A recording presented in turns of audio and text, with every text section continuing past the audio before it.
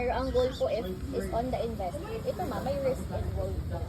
Kasi tumataas baba po talaga. So, yan po si VN. Yung isa naman ma'am, yung traditional, ito po yung may dalawang types. Ito po papasok po yung term.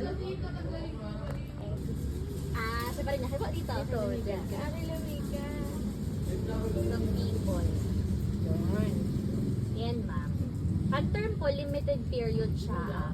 Parang yung assure, 5 years, renew siya.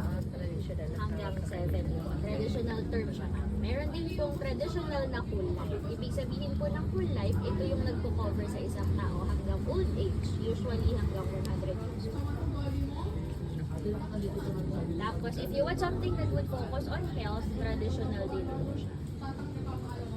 Traditional plans din po yung may tinatawag na endowment. Endowment po, ito yung parang FS, GSIS. Meron siyang pension type. Yun po.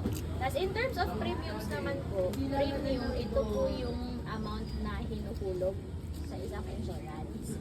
Ang pinakamura po dito would usually term. Kaya po ito yung in-offer. Tapos yung mid-range po, VUS.